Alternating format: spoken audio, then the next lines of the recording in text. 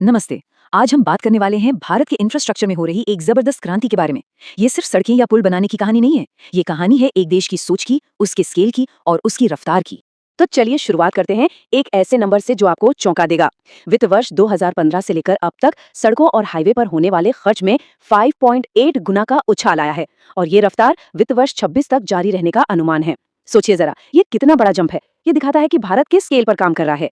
तो सवाल ये उठता है कि ये जो इतना पैसा लगाया जा रहा है वो जमीन पर दिखता कैसा है, असल में क्या हो रहा है।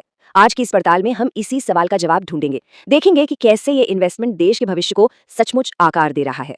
ठीक है, तो सबसे पहले बात करते हैं इंफ्रास्ट्रक्चर के पहले पिलर की, यानी सड़कें। ये सिर्फ कोलतार की पट्टियां नहीं है, ये तो हमारे देश की लाइफलाइंस हैं। यही तो लोगों को, बाजारों को और मौकों को एक दूसरे से जोड़ती हैं। इस फाइनेंशियल ईयर का टारगेट भी कोई छोटा मोटा नहीं है। पूरे 10,000 किलोमीटर नई सड़कें बनाने का लक्ष्य है। और स्पीड भी देखिए, दिसंबर 2025 तक ही करीब करीब 5,000 किलोमीटर का काम पूरा हो भी चुका था। और ये सिर्फ नेशनल हाईवे की बात नहीं है, स्टेट हाईवे का नेटवर्क भी जबरदस्त तरीके से बढ़ा है। पिछले एक दशक में ही ये नेटवर्क 91,000 किलोमीटर से बढ़कर लगभग 1,47,000 किलोमीटर तक पहुंच गया है। इसका मतलब है कि राज्यों के अंदर भी कनेक्टिविटी बहुत बेहतर हुई है।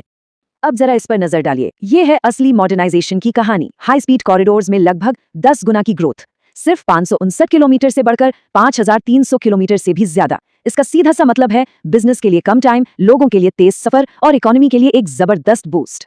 लेकिन कहानी सिर्फ बड़े बड़े एक्सप्रेसवे की नहीं है, आखिरी छोर तक कनेक्टिविटी भी उतनी ही जरूरी है। प्रधानमंत्री ग्राम सड़क योजना यानी PMGSY को देखिए, इसके जरिए लगभग 99.7% गांवों तक कनेक्टिविटी पहुंच चुकी है। और तो और PM जनमन जैसी पहल ये पक्का कर रही है कि दूर दराज के आदिवासी समुदाय भी पीछे न छूटें, वो भी देश की मुख्य धारा से जुड़ें।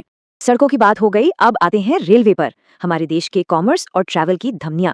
और यहाँ भी जो बदलाव की कहानी है वो कुछ कम दिलचस्प नहीं है। ये आंकड़ा देखिए जरा, 99.1%। इसका मतलब है कि भारत का लगभग पूरा का पूरा रेल नेटवर्क अब इलेक्ट्रीफाई हो चुका है। ये एफिशिएंसी, सस्टेनेबिलिटी और इंपोर्टेड फ्यूल पर हमारी निर्भरता कम करने की दिशा में एक बहुत ही बड़ा कदम है। और बात सिर्फ पटरियां बिछाने तक ही सीमित नहीं है। PM गति शक्ति मास्टर प्लान के तहत अब बनाए जा रहे हैं स्ट्रेटेजिक इकोनॉमिक कॉरिडोर्स, खासतौर पर 3 कॉरिडोर, एनर्जी, मिनरल और सीमेंट के लिए। मकसद साफ है, लॉजिस्टिक्स को आसान बनाना और इंडस्ट्री को मजबूती देना। और ये है एक असली game changer, dedicated freight corridor यानी DFC। इसका कॉन्सेप्ट बहुत सिंपल लेकिन असरदार है। मालगाड़ियों के लिए अलग रास्ता और पैसेंजर ट्रेनों के लिए अलग। इससे हुआ यह है कि माल ढुलाई की स्पीड और कैपेसिटी दोनों में जबरदस्त इजाफा हुआ है। और कमाल की बात यह है कि 96% से ज्यादा नेटवर्क तो ऑपरेशनल भी हो चुका है।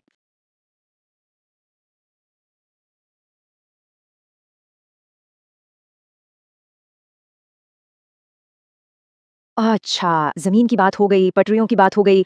अब जरा आसमान की तरफ चलते हैं। भारत का एविएशन सेक्टर यहाँ तो तेजी से विकास और आम आदमी तक पहुंच की एक बहुत ही रोमांचक कहानी चल रही है।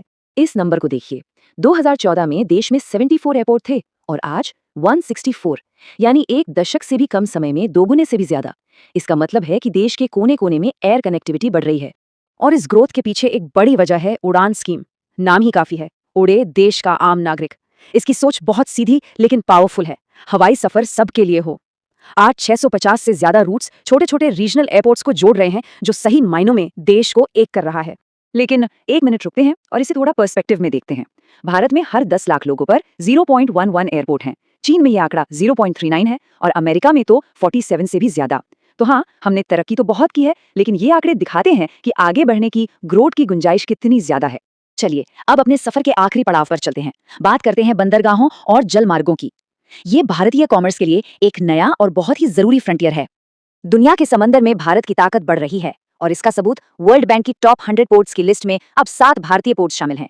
और इस ग्रोथ को और तेज करने के लिए पोर्ट्स में प्राइवेट इन्वेस्टमेंट भी तेजी से बढ़ रहा है, जिससे एफिशिएंसी और मॉडर्नाइजेशन दोनों को बढ़ावा मिल रहा है। बंदरगाहों से आगे बढ़कर अब एक बहुत ही यूनिक और इनोवेटिव प्रोजेक्ट को देखते हैं। नाम है कोच्चि वाटर मेट्रो। ये मॉडर्न इंटीग्रेटेड वाटर ट्रांसपोर्ट का एक बेहतरीन उदाहरण है। 2023 में शुरू हुआ ये प्रोजेक्ट सिर्फ कुछ नावें चलाना नहीं है, नहीं, ये एक पूरा इंटीग्रेटेड सिस्टम है जो 10 आइलैंड्स को मॉडर्न इलेक्ट्रिक हाइब्रिड फेरीज से जोड़ता है। कुछ लोग इसे अर्बन ट्रांसपोर्ट का भविष्य भी कह रहे हैं। और इस शानदार प्रोजेक्ट की कुल लागत है लगभग 819 करोड़ रुपए। लेकिन सबसे जरूरी बात यह है कि ये सिर्फ कोची तक सीमित नहीं रहेगा। ये एक मॉडल है जिसे देश के 21 और शहरों में लागू करने की तैयारी है। और ये सब एक बड़े विजन का हिस्सा है, विजन 2047। लक्ष्य यह है कि अंतर्देशीय जलमार्गों से होने वाली माल ढुलाई का हिस्सा 2% से बढ़ाकर 5% किया जाए और ट्रैफिक को 500 मिलियन मीटर टन तक पहुंचाया जाए। तो सड़कों के जाल से लेकर हमारे जलमार्गों के आधुनिकीकरण तक हमने देखा कि भारत में एक जबरदस्त इंफ्रास्ट्रक्चर बूम चल रहा है। और ये हमें एक आखिरी और शायद सबसे बड़े सवाल पर लाकर छोड़ता है। ये जो सारे विशाल प्रोजेक्ट्स हैं, जब ये पूरी तरह से हकीकत बन जाएंगे तो 2047 का भारत कैसा दिखेगा? ये सारे प्रोजेक्ट्स मिलकर हमें कहाँ ले जाएंगे? ये एक ऐसा भविष्य है जिसकी नींव आज रखी जा रही है।